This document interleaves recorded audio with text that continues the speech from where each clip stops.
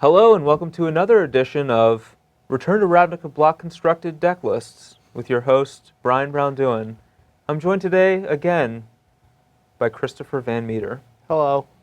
Chris, what do you think about our Azorius block constructed deck we've got here? I mean, I think it's still a little silly that those cards were all printed in the same block, in the same set, in the same color combination. Yeah, these cards may or may not have been good in Standard at some point in the last year or Who two. knows? But yeah, we got a sweet-looking RTR block constructed deck, splashing Theros block, and yeah, this is a Bant Planeswalker deck. Kind of like the one you played last week, Awkward. but just a little different. Yeah, a little bit different. So, it has the same name as the deck I played last week, but I think it's different enough to warrant playing again. Maybe it's just cool enough to warrant playing again. I don't know. It's really cool. Either way, where's Kiora? Where's Kiora at? She's right here. There. All right. So this deck is basically blue-white control. As you can tell, Azorius Charm, Detention Sphere, Sphinx's Revelation, Supreme Verdict, kind of the pillars of blue-white control. We have our Dissolves or Syncopate, our Last Breath, Jason, Elspeth, kind of everything the blue-white control deck has. I'm not going to go into too much detail about these cards because essentially this deck is blue-white control. However, it adds a little extra spice, a little bit of a splash for the old crashing wave. When that wave breaks, it's going to create a splash. But yeah, basically we're splashing green for Kiora, the crashing wave, and Kiora offers actually a lot to this deck that I really like. For one, going into last weekend, I was planning on playing just straight blue-white control, and I had to decide between Aetherling or Elixir of Immortality as a win condition. And neither of those really appealed to me because I don't really like playing those kinds of cards. But Kiora is definitely... and so when I saw a list that had Kiora in it, that was splashing green, like I loved it because Kiora offers us another way to win the game that's actually a proactive card. I don't like to waste slots in my deck for win conditions, because if you draw those and you don't have a way to deal with what your opponent's doing, you just got a couple of dead cards in your hand. Yep. But the awesome thing about Planeswalkers as win conditions is these Planeswalkers also control the board prior to the point where they win the game. And Kiora does an excellent job with that. It's actually very easy to ultimate her. Surprisingly easy. Surprisingly easy to ultimate her, especially against decks like Mono Black, because often Mono Black's going to ride a singular threat. They don't want to overextend into a Supreme Verdict. So they're just going to have like one or two creatures in play, and you can kind of lock those down with Kiora and your other spells long enough to get her to ultimate. Pretty much demands a pretty early hero's downfall, or they're downfall or bust basically. Which, if they do have the downfall, just leaves them weaker to the plethora of Elspeths that are going to be playing later on in the game. Exactly. So Kiora offers a lot in matchups like that.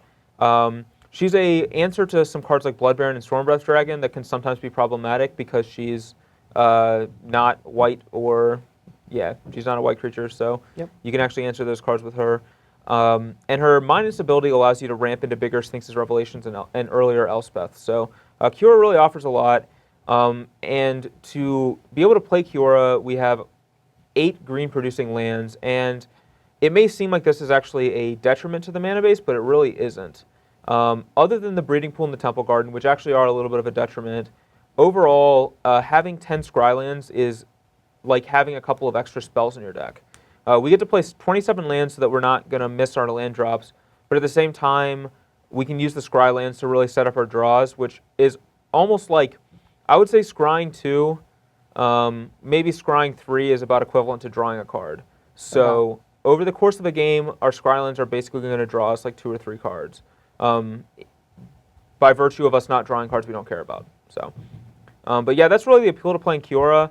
The deck's really powerful. You get to play some awesome win conditions without wasting slots in your deck for them, and you have a lot of ways to lock down your opponent long enough to get to the range where this card called Sphinx's Revelation will take over. So, Yep. so let's go ahead and take a look at the sideboard and see what we have to offer for there. Our sideboard here is all about the man plan, and I'm going to jump in by talking about my favorite man in this deck, Archangel of Thune. I think that's a woman. Stand corrected. So we're all in on the creature plan post board. We have 0 creatures in our main deck. We have 10 in the post board. What that lets us do is play a more proactive game in post board matches or post board games, because a lot of times your opponent is going to, generally speaking, blue-white has like enough tools to win a game one against pretty much everything. But when it comes to post board, your opponent starts to bring in hate cards against your game one plan, and sometimes it can become very difficult to assemble a winning plan against all the hate. But when you bring in all these creatures, like, you basically change the entire dynamic of the game. Like against a mono blue deck, for example, you might have a hard time beating Aetherling, Jace Memory Adept, Biden of Thassa, all the tools that they get to fight your spells. But if you're just hitting them with an Archangel of Thune every turn, they're gonna lose. It's going to die very quickly. I had the pleasure of having 11 +1/+1 counters on an Archangel of Thune against mono blue last weekend. Yeah, the old 14-15 Archangel. Pretty hard for mono blue to beat that, but That's a big woman.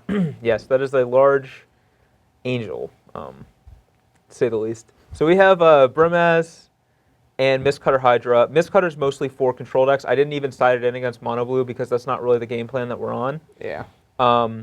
So this is basically for control decks. Brimaz and Archangel come in against almost everything.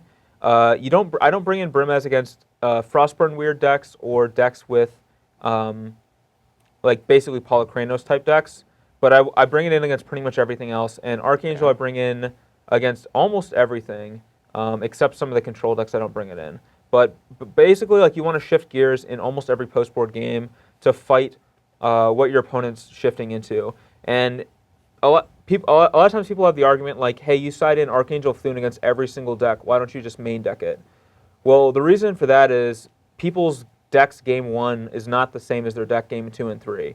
So just because a card comes in every matchup doesn't mean it's actually a good main deck card, because it might not be good against the configuration of your opponent's main deck. Yep. But beyond that, we have 2 Revoke Existence, a new card from Theros. Old new card. An old new card, yeah. A reprint from Scars of Mirrodin. But Revoke is very good in the format right now. It handles gods, underworld connections, detention spheres, and the like. Weapons, too. Weapons are pretty big. So Revoke is a very powerful upgrade for this deck. Gives this deck a lot more game against mono black, being able to hit both Erebos and underworld connections. Takes a lot of pressure off of detention sphere in that matchup. We have a Needle. Needle's very good against Domri, Xenagos. Those are pretty much the main reasons for pithing Needle. But it's also good against like Mutavault against certain decks, or underworld connections, or and Erebos. So yeah, there's a lot of uses for Needle. And then we have 2 Negates. Negates mostly for control matchups, although sometimes it's worth bringing them in a few other matchups. I actually like it against green-red to counter like Flesh Blood and all the Planeswalkers. Plus, our game plan post board against green red is Archangel of Thune, and it counters Mizium Mortars too. It does. It counters Mortars. It also counters either Destructive Revelry or Unravel the Aether to get rid of our D-Spheres as well. Yep. So, but this is a sideboard for the Bant Walker deck. Hopefully it plays out pretty well, and we get to see some of the cool things it can do.